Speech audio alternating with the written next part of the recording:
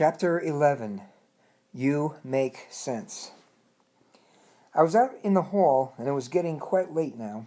The sun was fading in an evening mist that rose up in the gardens and fields surrounding the university. As I stood in the late day haze, I could see out beyond the distant tree line. I could see the edge of the university grounds as it disappeared from view, separated by the great valley that lay between where I stood and the far-off mountain. "Classes are over for the day," Arthur shouted as he appeared in the hall the moment I exited the class. British people place considerable value on punctuation, and Arthur, of course, was British, so I wasn't surprised as he whisked me along for dinner. "Time to go, sir," he stated firmly. "That was an interesting class," I said as we walked. "A lot of information in there. I have to say, Arthur, I wasn't sure that it was all making sense. I'm not sure that I'm making sense." "But, sir, you always make sense," Arthur said back to me. "Don't worry, a good meal and a good night's sleep will make all the difference." "So what's for dinner?" I said. "Bangers and mash," the frog quickly responded. "Bangers and mash? What's that?" "It's a fine meal, sir. You will like it. Should hit the spot after a long day in class. The meal consists of mashed potatoes and sausage. It is one of our specialties here." So I followed. I ate in the main dining room with the frog by my side. A large Steinway grand piano played in the background, the keys twinkling all on their own as the beautiful sound of Mozart's Fifth filled the room. "Why don't you eat with me?" I asked Arthur. "Oh, sir, I don't eat this kind of food." "So what do you eat then?" "I eat other animals, typically bugs and worms. In fact, us frogs really help humans back in your world. We eat a lot of the insect pests that are in your world. I personally come from a line of rather large frogs, the Goliath species, as you know. I can eat just about anything, including other frogs, as well as small fish, reptiles, and even the occasional mammal. I generally eat in the swamp." I looked at my plate of mashed potatoes and sausage. My appetite had suddenly decreased. "Thanks for sharing," I said. I retired to my room shortly after and away into a peaceful and quiet sleep. The morning sun came in with the fine brilliance of a new day. The warmth of its rays filled the room with light, and the sound of birds singing outside groomed the breezy air that filtered through my window. This was a new day, and though a slant of confusion did linger from the previous day's classes, I felt energized and ready to follow the path once more. I looked down at my course lists, which lie there on the golden oak night table next to my bed. Picking up, I read, imprinted on the folded and creased sheet of paper, "You make sense always." I shook my head and proceeded to get dressed and left the room. Arthur greeted me at the door. "Good morning, sir." "Hello, Arthur," I said. "Your next class is quite a distance away. I will walk with you, if you do not mind, sir." That was fine with me. I wasn't sure where to go, and if we were heading to a new area, it's always nice to have some help getting there. "Sure," I replied, and we walked out into the sun of that new day. "Arthur," I said as we walked along the cobblestone path, There was lots of information yesterday. I'm really working hard to understand all of this, but it seems that some of it gets by. I wonder, should I be doing something more to make sure I retain it all? I don't have a partner here to practice with. It's just me alone. Is there more that I should do?" "Sir," the frog responded, "you are doing exactly what is right for you. You can do no less or no more. You have the rest of your life to master the skills. Do not worry that you are not, as you put it, getting this. Simply by being here, you are getting it. These are your freshman classes. These are only your first introduction to the path that will lead you to your biological dream. The key here is to understand and accept that you are on a path, that this is a journey. There is no quick way through, and the time you spend will always be unique only to you. Time spent here is always different for everyone." Yes, I know it's all about the path and that this is a journey, but how do I know I am understanding the skills? How do I know that I will really use these tools in my life? "Only you know that, sir," Alfred responded. "The key here is actions and words, nothing else. You can get to know the skills, which you will be learning plenty of, but it is the practical application of these skills that will make them real for you, and that will only happen back out in your real world as you move through the life you have yet to come on the other side. Your life, as I put it, sir, will be a living classroom where you will work through your sophomore, junior, and senior years of the University of Life. You will hear the title talk a lot about practice. This is the key. Understand that you will need to practice the skills you learn here over and over in order to make them real in your life. Understand that you will need to practice with a real person, your imago partner, in order to get the greatest impact of these lessons. Sir, it is only through your struggle with your imago partner that you will truly know the blessings these skills can bring to your life, the healing that they can do for you.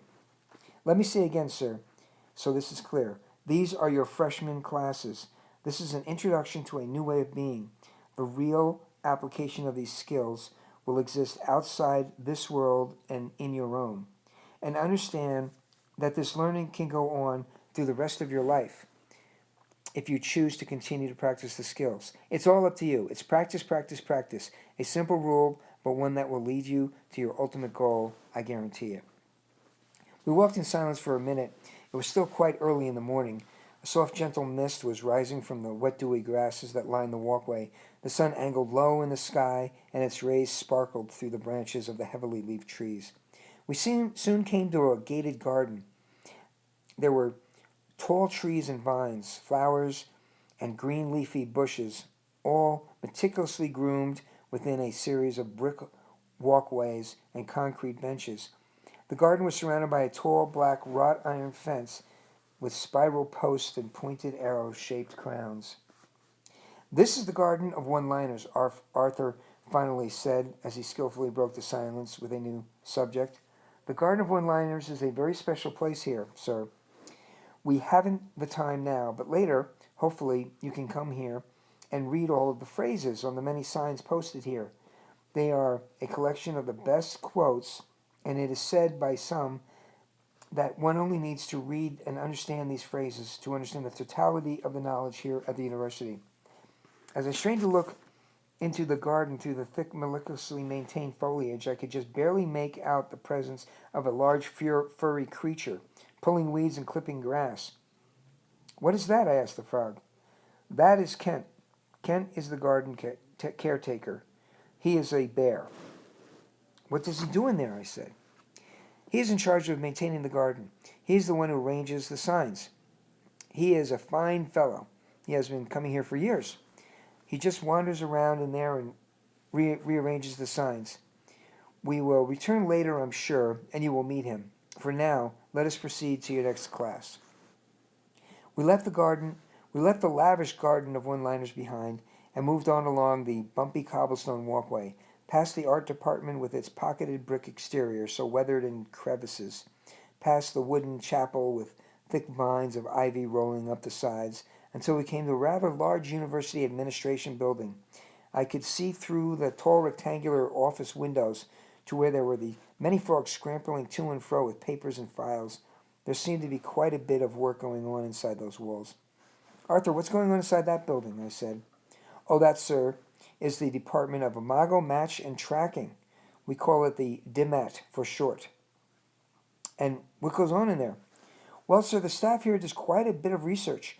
One of the things we do is keep track of all the imago matches in your human world. It's quite a process, mind you. An imago match is a miraculous thing to watch. Would you like to go inside and see?" Yes, I would," I said. We then walked over and up the wide stone steps that led into the foyer of the DIMAT building. It was an administration building with rows and desks, each with its own computer, with a frog behind each one. In fact, there were many frogs, all very busy running around with papers and files and clipboards in hand. "Right this way, sir," Arthur prompted me. We walked over to one of the many desks that sat down. A young administrative frog, who had his back to me, then turned and spoke. "Hello, Arthur. What can I do for you today?" "I would like you to show my friend here what it is we do here at the DIMAT building. Can you take a moment to do a search for this gentleman's imago match chart dynamic?"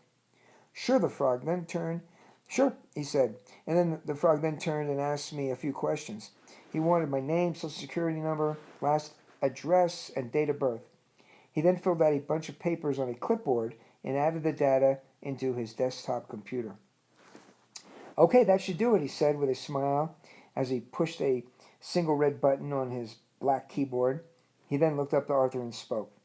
So do you want the information by match levels or geography, by county, by state, city, zip code, or what? I looked at the two of them. I felt like I was at the Department of Motor Vehicles getting a new license. Arthur just looked over the shoulder of the frog, pointing to the screen, and said, City. And what level? Do all fourth level matches to start. The clerk then looked at me with a smile. Pick a city, he said. I paused for a moment, thinking to myself, pick a city, what city? Many choices flashed across my mind. I didn't want to pick the wrong city. Then I just said, Los Angeles, California. Okay, let's see. In Los Angeles, California, you have 4,542 fourth level Imago matches. Now that's the entire valley, mind you. We can narrow that down by township or zip code if you like. I looked at Arthur at this point for a little explanation. He just smiled and reached out and turned the computer screen into my view. You see, you have quite a few Imago matches. As you see here, there are 4,542 of them in the Los Angeles area alone. You see, and the data bears this out, there are thousands of Imago matches out there for everyone. No human who walks the earth is without an abundant supply of possible Imago matches. If you think back, you will notice how you see them every day of your life. Wherever you go, you will see your Imago matches. Look here, you have a large number in almost every city in the United States. I looked at the screen and there were literally thousands of tiny red dots all across the aerial map of North America, blinking lights highlighting my possible Imago matches. You mean these are all for me? I looked at Arthur and said. Potentially, yes. But, and he said, it only takes one. You only need one. I gathered my thoughts. This was good news. All these potential Imago matches, they seem to be everywhere. But how do I find them was the question. Arthur then looked at me as if to read my mind. They find you, he said. The other frog then turned to me and spoke. Now, these are all fourth level matches. These are the number of potential Imago hits we have in the LA area that you would be attracted to as an Imago match on the first glance. This number depreciates rather quickly once you enter into the conversational and personality differential process, which encompasses level 3, 2, and 1, as we call it here. The differential process weeds down the number rapidly, but there are still hundreds and hundreds of third, second, and first level matches out there. Even when you apply the differential formula, your number remains quite high, as does most every human that I do this process with. I sat there in silence for a moment, gazing at the blinking red lights on the computer screen. There were matches everywhere. Arthur then spoke and broke my contemplation. There is work to do, time to get to the next class.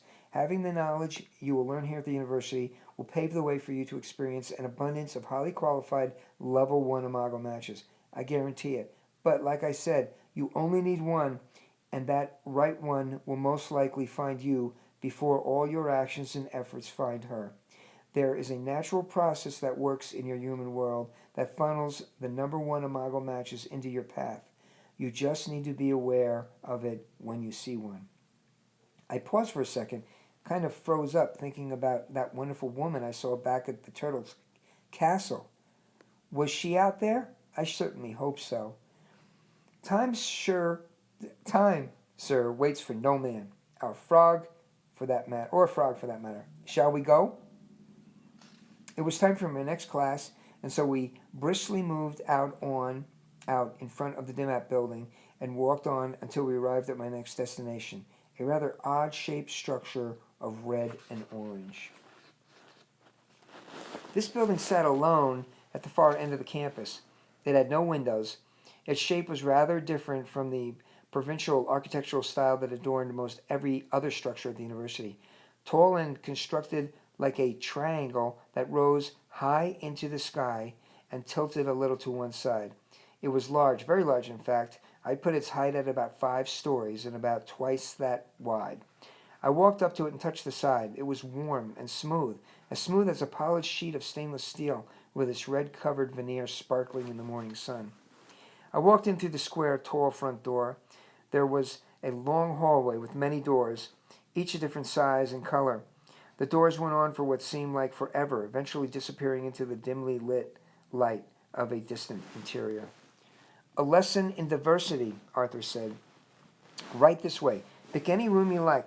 It will make no difference. The experience you will have, whatever it may be, will be the perfect experience for you. You cannot make a wrong choice, sir. You see, by virtue of the fact that you have made a choice, you will have made the right choice. So I entered a classroom. It was just the first classroom to the left as we entered the building. I left Arthur standing in the hallway with a short wave goodbye. There, on the blackboard, was the phrase written on my crumpled piece of paper. You make sense. Always. Alfred entered the large room shortly after. We both took our seats in our usual places. He gazed out, looking through me as usual, and into the imaginary crowd of onlookers. Then he spoke. Probably no question has been put to me so often these days as to what I mean by the phrase, make sense. The diversity principle states all people make sense all the time. This is for me one of the most useful tools I've come across. It allows me to connect and be friends with people who are doing things that I don't at first understand or like. It allows me to continue to understand myself more and more fully. It is a keystone tool in helping people build self-esteem. And it is a tool that stands up clearly, setting me against what I call the pathology of modern Western culture. So what do I mean by sense? I will try in this class to clear it up. Let's start with the super question of all time. Why? Alfred said clearly, as he raised his arms to the ceiling in an intended protest to its use. It all started for me back a long time ago when I was a single turtle, between marriages, and I was studying boundaries. I believe I had done a lot wrong in my first marriage, and I was taking courses. At one point, I was given some information about questions. Some questions were harder to answer than others. I recall that what, when, where, and who questions took a small amount of brain power to answer. Let's say 5 units. A how question took something like 25 units of brain power. And a why or how come question took over 500 units of my total brain power. To me, this meant that anyone who asked a question wanted me to put effort into the answer, and why questions involved a lot of effort. I remember from my childhood a neighbor girl turtle who would say why, and I'd answer, and she'd say why, and I'd answer, and she'd say why. This would go on and on and on. It was exhausting. This started several fun experiments that focused on why questions. For about a month, I didn't answer why questions that anyone asked. I decided that just because they asked, I didn't have to give them all that work on my part. I would tell the other turtles, I don't answer why questions. When they would ask why, I would respond with a shrug of my shoulders. This became boring for me after a while, so I began to respond with more fun answers. Looking at the clock, I would say, sorry, I'm not answering why questions after 2 p.m. today. Later, I started giving out numbers to people who asked why. I would say, reason 16. They would say, what do you mean? I would tell them that to make my life easier, I had numbered all my answers to why questions, and I'm giving them my answer. They would ask, why did you number your answers? I would respond, reason 48. This was all fun and taught me a lot about not feeling pressured to automatically answer why questions, to work hard for them unless I chose to. But it also got me to focus on why questions themselves, and to learn what was going on that caused these questions to take so much energy to answer them. I found that many why questions were not very nice. People would be critical, angry, or upset by something someone did. Instead of saying so, instead of sharing their thoughts or feelings, they would ask, sometimes with a tone of arrogance, why would you do that? I found this to be a sneaky question, or actually not a question at all. It seemed more of an attack. It seemed to me a form of, how do you dare do that? This can be true of any question. In your human society, people often feel responsible to respond to the tone of a question. Just as I often feel compelled to answer a ringing phone. But a question, I found, can be a form of attack. Thus, sometimes a question ends off feeling like an attack that someone must respond to, or a very dangerous situation. You need good boundaries to deal with this peacefully. I started calling this the nasty why, and I found many examples of this. People would say, "I don't get it why you do that," when they weren't even trying to find out why. Here are some examples. "I don't see how anyone could do that. Why did you do that? No one in their right mind would do that." The clue was that the words were a question, but the tone was shaming and not following up by attempts to learn about the person. The most simple form was, "I don't get it," followed by silence. I get a kick out of nasty why questions now. This is how I see the situation. Someone is faced with someone else doing something that they don't like, or faced with someone else's differing point of reality. Not only do they not like it, they try to suggest that the person is defective because they are different. I think it is important to filter out and set aside nasty whys. They seemed all about controlling and making people conform. Nasty whys seem to be part of bullying. But there are lots of why questions that are quite nice. What is going on with them? Well, I think it comes back to the issue of safety. People want to feel safe with each other. They can try to achieve this by controlling each other. I've learned this doesn't work in the long run. The reliable way to relax or feel safe with another person is to have and to share predictive information. People relax in predictive situations. I can relax with you if you seem predictable to me. No surprises. This seems all about intimacy, and becoming close. Thus, people seek sharing of information that lets them predict what each is going to do so that they can relax with each other. We ask about each other's motives, the factors that lead us to do the things. We ask why, so that we can relax.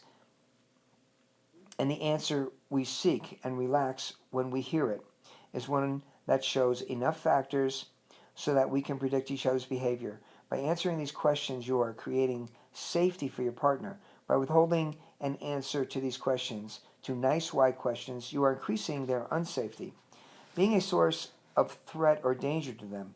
Nice why questions bring out closeness, curiosity, and safety for all. So why are these why questions so hard?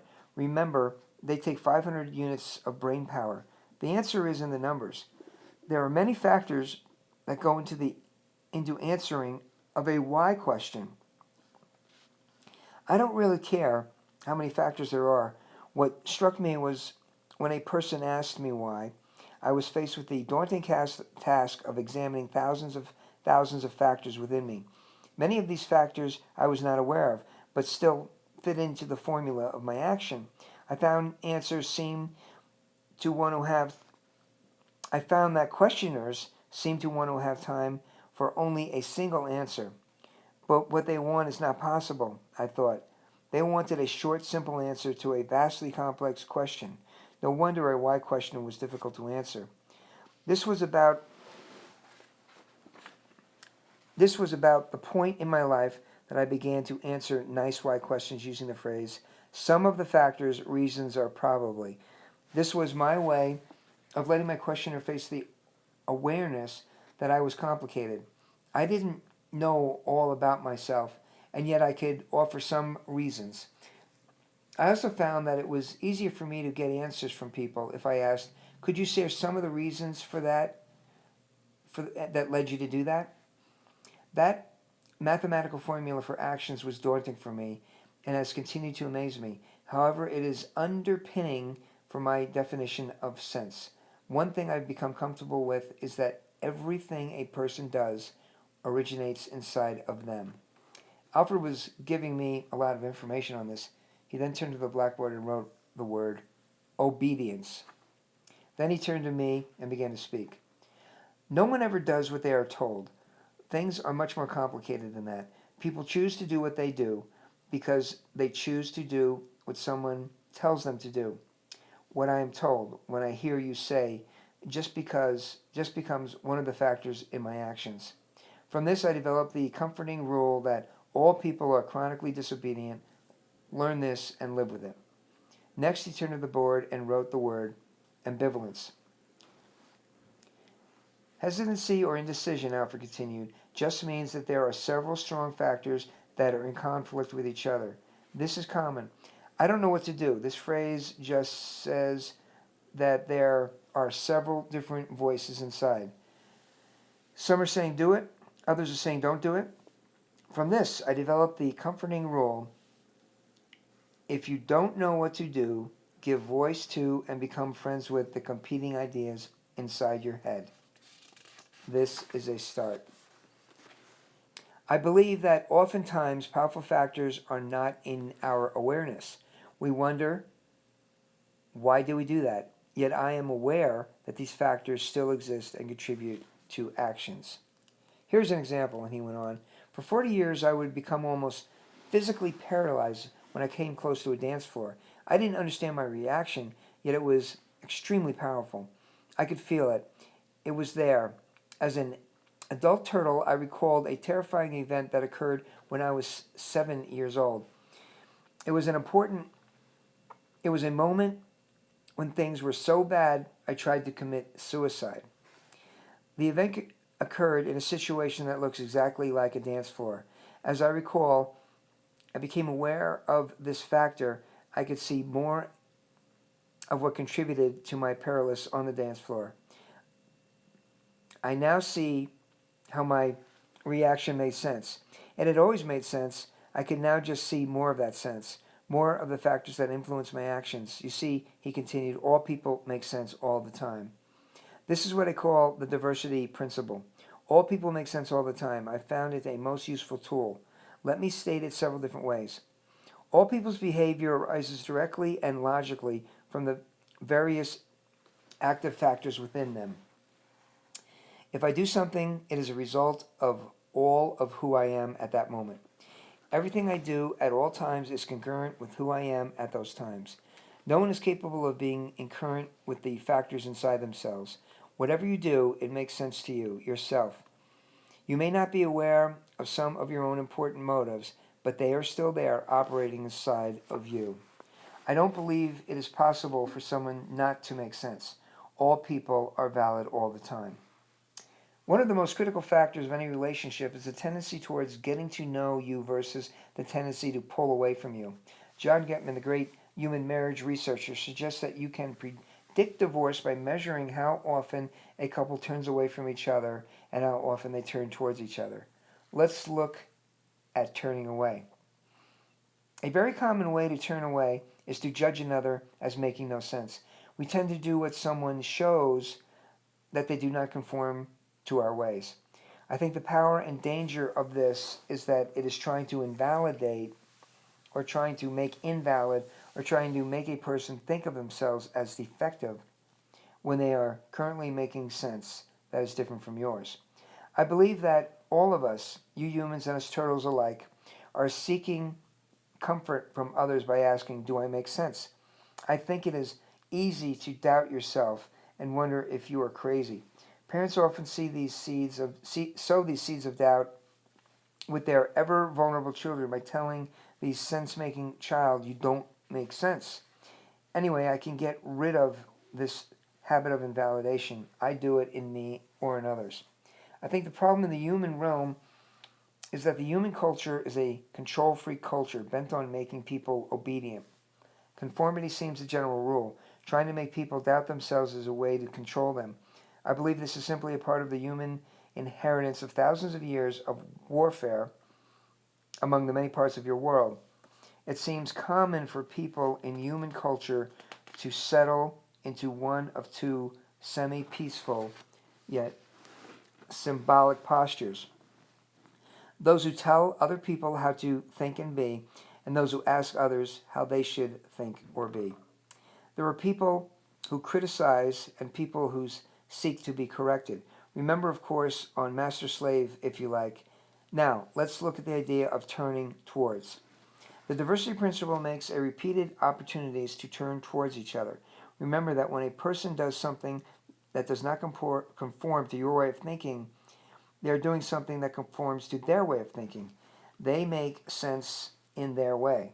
This is an opportunity to turn towards them and discover other ways of seeing the world. This is always a chance to broaden your mind, broaden your experience. This is a chance for adventure. I see this as a chance to see the magnificence of the world reflected in another person's eyes. I found that there are two relationships in which this skill of turning toward is actually critical. This is the parent-child relationship and intimate partner relationships. In the parent-child relationship, I think the diversity principle is part of helping the child grow up, guiding it to self-esteem and self-responsibility. Turning away from a child and validating a vulnerable young person to me is simply child abuse. It damages the child. Remember the blessings of validation. In an intimate partnership, the skill seems to me absolutely essential in developing a long-term, close, passionate, and loving team. Turning away, trying to invalidate your partner, simply leads to either postponing happiness, maybe forever, or leads directly and eventually to the leaving wall. In the case of humans, this would be divorce. For me, the difference between a parent-child relationship and the adult relationship is that the child is vulnerable, has no strength to resist attempts at invalidating, and simply sustains damage. In the adult relationship, people can try to invalidate but cannot accomplish it, since all people make sense all the time. Alfred turned once again to the blackboard and wrote the word pre-validation. Now, we have covered this concept. You should all know what pre-validation is. I think it is worthwhile for me to elaborate further, though, so you understand how it relates to this idea of diversity. I started using this word several years ago to describe the mindset, the attitude that people make sense before they open their mouths to tell you about it. At the time, this seemed obvious to me, but seems to have been kind of radical thinking to many people I share it with. To me, it is simply an awareness of the life condition, the way it is. To me, it is just a comfortable awareness of that formula I started earlier. It leads me to an almost constant curiosity about this sense of the other. I watch people on TV and wonder, what is their sense that leads them to do that? I listen to my lover wondering and asking, what leads you to do that? I know it makes sense to you. I hear my friends speak and wonder, what is pushing them to do what they do? When someone on the path says, I don't know why I do that, I respond with, well, it makes sense to you somehow. Let's see if together we can figure it out. When I work with one partner in a couple, they often tell me about the bad behavior of their partner. I respond, sure, that hurts you. I wonder what they are up to. I wonder how their behavior that hurts you makes sense to them. People complain that their partners won't talk. I respond, well, I've learned that people won't talk because they fear to talk. I wonder what you may do when they have talked that kicks them into fear. People complain that their partner lies to them. I respond, wow, it sure feels safer to know what is going on. I've learned that people lie because it isn't safe for them to tell the truth. I wonder what you could do to make them feel safer. Then Arthur turned to the board and wrote, validating. As you all know now, validating is just the act of making a person feel understood. I found that one can make a big production about validating, or it can be done by the smallest gesture. The bottom line is you validated them when they feel understood. To validate a person, usually you have to understand them first. To understand is to see or appreciate the factors, at least the major factors, that lead them to do what they do. I experience understanding as a kind of startled reaction, a little aha. They tell you about several of the factors leading to their behavior. In your mind, the pieces begin to fall into place.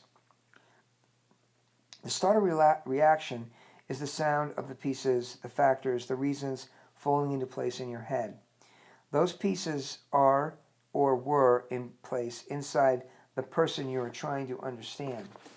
Because of the diversity principle, I believe you can always understand anyone if two other conditions are present. One, that they tell you, and two, that you listen. Pretty simple. An easy way to understand validation is the phrase, bear witness to their sense. All I have to do is show the speaker that I have grasped the factors in their sense and how they think. Oh, I see. You were late because you started late, or there was a lot of traffic, or you're tired so you didn't want to speed recklessly, or you trusted that I'd rather you be safe than be home on time. Now that's a pretty formal validation. Sometimes just saying I got it or I see will do the job. The long formal form may be necessary, so be ready. Remember the bottom line, you haven't done it until they feel understood. Furthermore, you can, since they make sense all the time, and if they tell you and if you listen. Why is this important? I call this situation the habit of turning away, of invalidating, of telling other people that they don't make sense as a good idea run amok. The good idea is to relax. That's a really good idea. I like it more and more as I get older. The best way to relax with other people is to get predictive information. Why did they do what they did, and what are they going to do next? This really works. However, the most commonly used method is to try to control others, is to try to force conformability, is to try to achieve agreement. I found this doesn't work in the long run, and often is a pretty poor method in the short run. Yet this seems to be extremely common. So, we have the phrase, you don't make sense. And we often hear this phrase, and we even use this phrase. You see, if I am talking about people making sense, perhaps I'd better talk about what the sense of people who say, I don't make sense, from the point of view of the sender. I found that people tend to mean one of three things when they say it. First, I say, you don't make sense, or you don't make sense to me, because I do not see the sense you are making yet. You are making sense, but I don't see it yet. This seems to be very common. I think it might be nicer to say, I don't yet see your sense. Second, I say you don't make sense because I don't like your sense. I think it kind of silly to suggest that another person be defective, that they don't make sense, because I don't like what you are saying. My liking or not liking their action doesn't affect their sense. If I don't like their sense, I might want to punish them by invalidating them. And then here we go around and round in many circles. Third, I say you don't make sense because you do not make my sense, because you do not conform to my way. This one seems to me to be blatantly an attempt to control. I found that this doesn't work to help people relax. People who are treated this way tend to pull away or go underground and not share their sense. Thus they become less understood, more unpredictable, and less of a source of safety. From the point of view of the listener, the one who hears that phrase, you don't make sense, something pretty awful is happening. A listener is being told they are defective, broken, wrong. This can affirm or build any doubts the listener has about themselves. This tends to undermine self-esteem and even integrity at the very point where the listener, is demonstrating their selfhood or integrity. When this is done to a child, I think it is a form of child abuse. A child's brain needs to be supported as it develops. Telling a child that their sense doesn't exist or is defective damages this development. Conservatively, I found that turning toward a person or child, seeking to understand the understandable sense of another, affirms and builds integrity and self-esteem. It is at the same time a great way to get to relax by getting predictable information. So what about your own sense? What about finding your sense? So how do you discover your own sense so that later you can share it? This is a common question. Why do I do what I do? I'll share some thoughts on this subject. First, we need others in order to find our sense. We need people who are interested and who are curious. We need people to share our sense with. We need people who are different from us, from whom we are different, so that our sense is unique in a relationship. I often say we need a good audience. People who will sit on the edge of their chairs waiting for us to reveal ourselves and the factors that led us to do what we do. I found that a person can do some self-discovery when they are alone. but I think it will be a kind of rehearsal mode, getting prepared to share. The other side of needing a good audience is that feeling of wanting someone to understand us. Second, let me talk about the four sources of the factors of our sense. First, your left brain, true for most humans, is a wonderful logical machine. It follows steps very much like a large computer.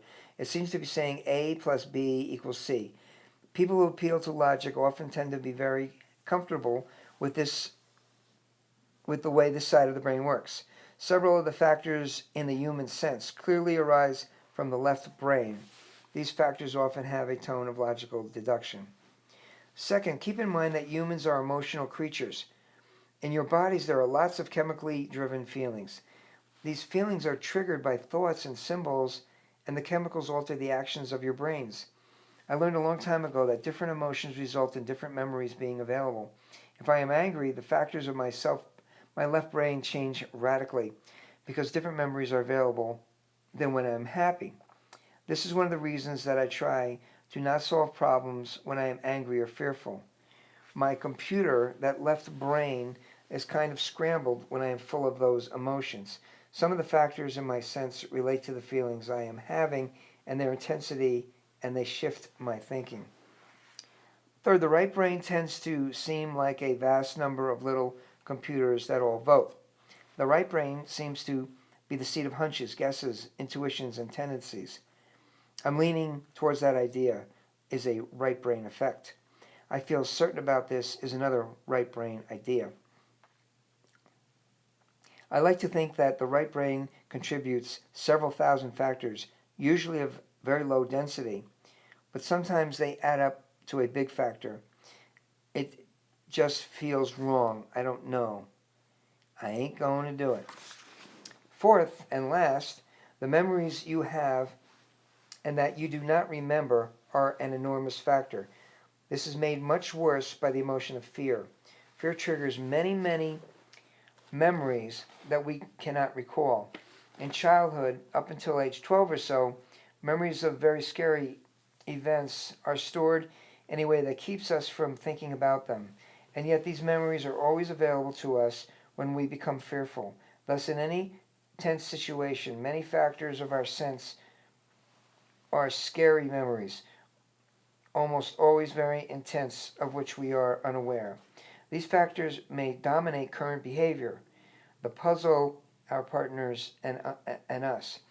Often, as an adult, these scary memories will surface. I gave an example of a 7-year-old attempted suicide. I've seen many of these. Remember your lizard. Your lizard, when it grabs these emotions, can become very anxious. Looking for your sense begins with knowing that it is there. A couple of useful questions to start with. How long have you been doing this thing? When did you first do it? What was it like then? Where in your body do you feel tension when this happens? When was the first time you recall feeling that tension? Alfred looked around the room slowly, scratched the back of his shell with the chalk he held in his stubby left hand, and waved the other in a gesture that seemed to say, "This has been a lot of information. Class dismissed."